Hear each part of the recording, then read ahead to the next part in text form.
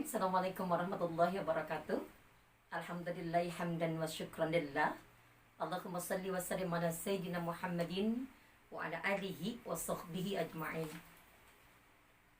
Alhamdulillah, tentunya Allah masih memberikan kita nikmat iman dan Islam, sehat walafiat, menjalani kehidupan untuk beraktivitas semata-mata hanyalah berharap akan ridhonya.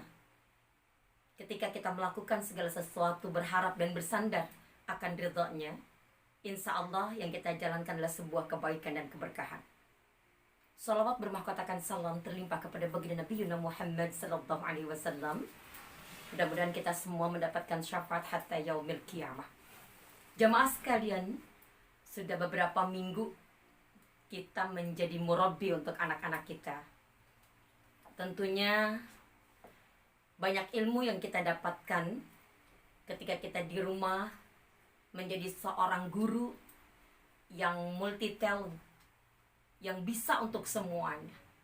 Dari pelajaran A sampai pelajaran Z tentunya harus mampu dan bisa untuk menjadi seorang guru yang profesional.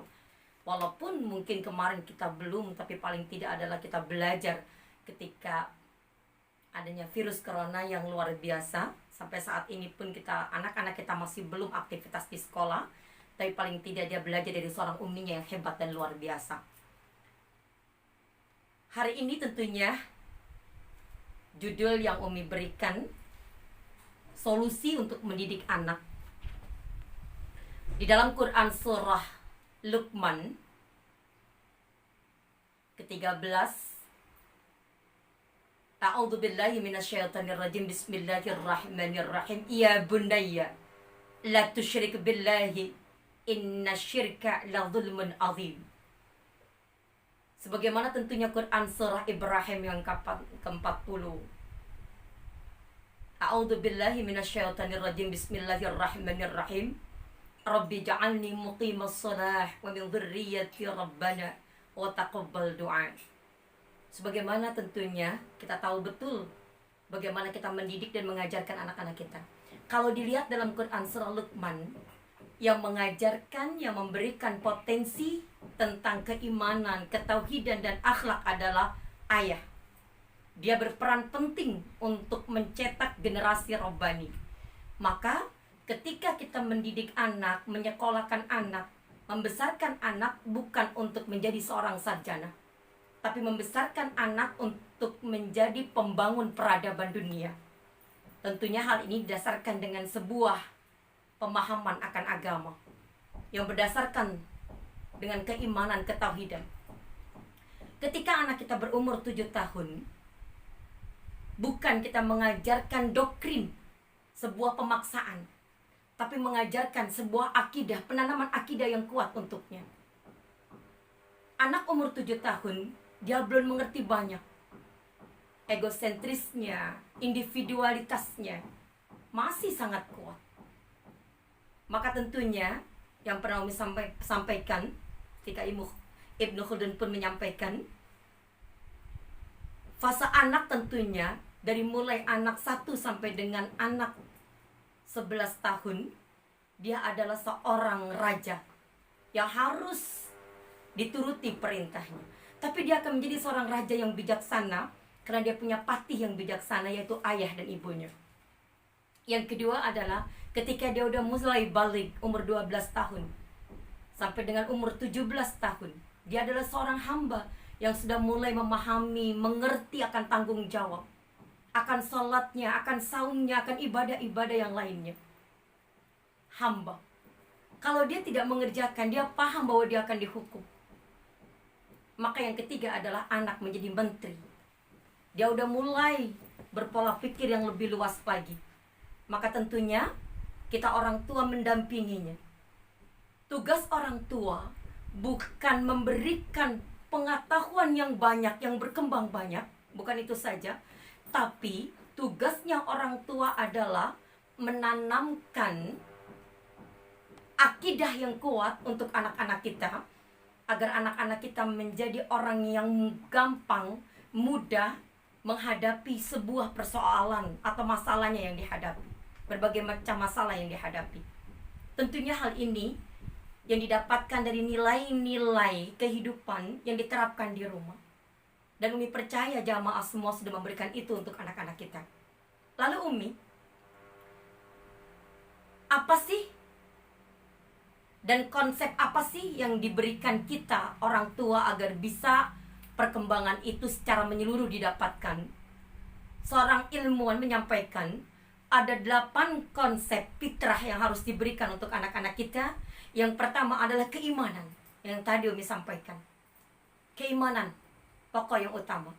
Yang kedua adalah belajar. Bagaimana anak belajar berinovasi seperti yang kita lakukan di rumah. Dan Umi juga melakukan hal itu di rumah ketika anak-anak Umi sudah kembali pulang dari tempat mereka belajar semuanya. Kita belajar dari mereka. Dan Umi belajar dari anak-anak Umi. Kita pun belajar dari kita semuanya. Yang ketiga adalah bakat. Kita tahu bahwa anak-anak kita mempunyai bakat yang berbeda. Kalau Umi mempunyai anak 4, tentunya bakat anak Umi pun 4. Masing-masing berbeda.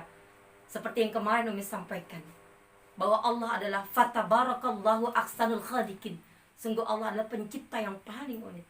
Mereka dilahirkan dari rahim ibu yang sama. Tapi belum tentu mereka mempunyai bakat yang sama. Dampingi, doakan pasti, sehingga insya Allah bakat anak-anak kita agar bisa tergalikan. Yang keempatnya adalah seksualitas. Dia sudah mulai memahami bagaimana dia bergaul. Perbedaan gender pun sudah mereka pahami. Seksualitas. Yang selanjutnya adalah jasmani. Jasmani pun harus kuat. Mungkin saat ini kita berolahraga, kita keluar dengan keluarga dan semuanya. Pak, insya Allah tentunya anak-anak kita menjadi anak-anak yang luar biasa, yang bisa menghadapi semuanya dengan jasmani yang kuat. Yang selanjutnya adalah bahasa. Tidak kalah pentingnya. Bagaimana kita menyampaikan untuk anak-anak kita. Ada kaulan syadid, ada kaulan layin. Kaulan syadid itu bukan bahasa yang kasar, tapi bahasa yang tegas untuk anak-anak kita. Yang selanjutnya adalah pasti tentang bagaimana kita memberikan individualitas. Pengertian akan individualitas untuk anak-anak kita. Kapan saatnya dia bisa mempertahankan diri, kapan saatnya dia harus mengalah, dan kapan saatnya dia harus tegas untuk menyampaikan hal itu. Individualitas. Ketika kita memberikan hal itu untuk anak-anak kita secara individualitas dan kita biarkan saja, dia akan menjadi orang yang sukar ataupun susah untuk bergaul. Maka tentunya hal ini kita berikan sesuai dengan porsinya anak-anak kita. Yang selanjutnya perkembangan. Anak-anak kita butuh perkembangan sebagaimana tadi fase-fase yang kita lakukan. Ayo, mari kita gali potensi anak-anak kita. Ada di mana potensinya kita dampingi. Selalu Umi katakan, untuk menjadi orang tua yang hebat luar biasa, yang pertama mendoakan. Yang kedua adalah mendampingi, mengawal, membimbing, menjadi motivator untuknya, dan menyiapkan fasilitator yang kita mampu adanya. Sekali lagi, lockdown, kemudian virus corona yang ada, tidak membuat kita patah semangat, tidak membuat kita menjadi orang tua yang stres ataupun pusing, tapi pada akhirnya kita menjadi orang tua yang hebat untuk anak-anak kita, dapat belajar lebih baik lagi. Fa insya Allah, mudah-mudahan Allah memberikan kita berkah dan barokah. Sekali lagi, dibalik anak yang kuat karena dia punya umi yang kuat, insya Allah. Mohon maaf, insya Allah mudah-mudahan Allah memberikan berkah buat kita semua. Ila liqa, ma'assalama, assalamualaikum warahmatullahi wabarakatuh.